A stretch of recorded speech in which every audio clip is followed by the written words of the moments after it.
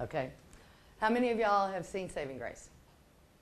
Oh man. Have you ever even heard of it? Yeah. Okay. Holly Hunter's in it. She's like amazing. I still can't believe that she's doing my show. So y'all want to be communication majors? I mean, are there writers in here, directors, actors? Where are you all going with your studies, do you think? And there's only one man. Yep. You're lucky. And I'm actually going for acting. Acting? Yeah. Yeah. What about the rest of you? Are there any writers in here? No? What do you want to like be a on-air journalist or what? Publicity. Okay. So is it more like that kind of stuff? Publicity, PR? Yeah? Okay. Well, I don't know if you'll be interested in what I'm going to say then, but I'll tell you the story about Saving Grace. And I noticed in the thing you gave me, there was talk about is media sacred, and we can talk about some of that if you want to. But I have something to say, and that's the biggest reason why I'm a writer.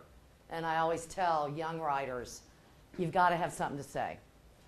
So I've been lucky enough to have 4 shows on the air, 2 that were canceled really quick, and 2 that, you know, hopefully Saving Grace will run a while, and Any Day Now ran a while.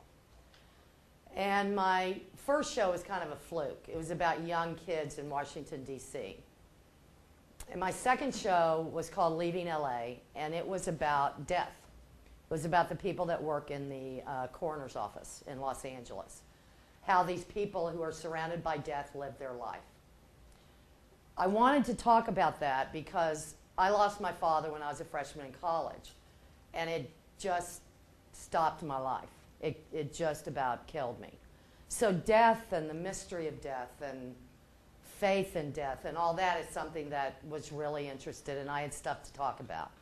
So that was that. My next show was called Any Day Now. And I'm from the South. My parents grew up in Birmingham, Alabama. And Any Day Now was about the friendship between a white woman and a black woman. And we saw it in the 60s in Birmingham and today in Birmingham. So we had 2 little girls playing them when they were 10 years old in 1963 Birmingham. And Annie Potts and Lorraine Toussaint played them as adults. And I wanted to do that because I wanted to explore race. Because my parents were prejudiced when I was growing up. And it always bugged me, and I never understood it. And I remember the separate water fountains, all of that. So I wanted to tell stories about that. So that's how Any Day Now came about. So I like subjects that you're not supposed to talk about death. You're not supposed to talk about race. You're sure not supposed to talk about God. So I like those subjects that are taboo. And I like to approach them with humor. We had a joke in the writer's room, you know, we've got to put the fun back in racism. Because you watch any show on Any Day Now, and you're going to come away thinking about something, and you would have cracked up. Because I always go for the honesty of people. And we all tell, you know, politically incorrect jokes to our friends, to people we trust. We all go to those places. So there's not a lot that I think is sacred. I think there are some things, but these topics that we have problems with as a country, as people, I think we place too much, you know, on it. And the only way to break through it is to talk about it and to understand each other. So the next show I wanted to do was about God. And, you know, I was like, how the hell am I ever going to get this sold the way I want to do it? And I got really lucky with TNT. From the first time I pitched it to TNT, they got it and they bought it in the room. But I wanted to explore God, faith, religion, and sin. And Saving Grace through the eyes of this woman who lives life on the edge of love, the edge of hate, the edge of sex, the edge of everything you can think of. That's Grace. It's a messy life. And I think all of us have messy lives if we're honest about it. And I wanted it through the eyes of this woman who had lost her faith. I want a lot of humor in the show because these kind of subject matters, if you can't laugh, I fall asleep. So that was the beginning, I was just like, okay, I got to create a show where I can explore these topics and make it entertaining enough that it can get on the air. So that was the genesis of Saving Grace. I didn't write it for Holly, but now I can't imagine another actress playing this part because Grace is fearless and Holly Hunter is fearless. She's an actor that will do anything, go anywhere, if it makes sense. She blows me away every day I work with her. So the combination of our subject matter and Holly, this actress, this character is explosive.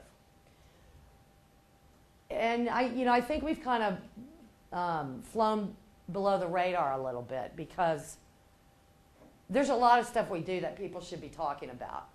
It should offend some people, and it does. If you go on our website, on TNT's website, there's a lot of people that think, I'm going to hell and, wait till I meet my maker and Holly's going to hell and, all this stuff. And I personally think God has a sense of humor. And I think he gets a kick out of us. And it's like parents watching children. It's like, oh my God. And to see us struggle and to see us, you guys are so young. You're so young. I look at your faces and you're just so young. You have so much ahead of you. And you have to figure out who you are. And I think God, as he watches us figure out who we are, what we believe, take from our parents something and take from our friends whatever, he gets a kick out of it. So that's the kind of God I believe in, and that's sort of in our show. I have an angel in my show, unlike any angel that's ever been on TV before. Again, this is the kind of angel that I can relate to. If Roma Downey comes down to visit me, I'm not going to react to her. But Earl, I can get Earl. I can hang with Earl, and that's sort of my belief about God and about religion. I think there's a lot of harm man has done in the name of God and religion and faith. And this show does not answer anything. It only asks questions. I was raised Catholic, so Grace is Catholic. It's not because I want everybody in the world to be Catholic. I got a lot of problems with the Catholic Church, and you'll see in the clips how I'm addressing that. But Retta, Grace's best friend since 4th grade, played by Laura San Giacomo, is a scientist. And I wanted a scientist who believed in God. Usually those two things are opposites. But Retta believes very strongly in God and is a practicing Catholic. So, and I said it in the Bible Belt in Oklahoma City. I'm from Oklahoma City. I'm an OU fan, by the way. This is really hard to be on this campus. But I sacrificed for Diane. But what was I talking about? I got sidetracked with OU. Retta. Oh, the Bible Belt. I said it in Oklahoma City because I wanted this character surrounded by people of faith. In LA, there's a lot of people that have faith, but we don't wear it on our sleeves out here, whereas they do in the Bible Belt. And Oklahoma City has been called, or Oklahoma has been called the buckle on the Bible Belt. So Grace is surrounded, cars with bumper stickers and all kinds of stuff.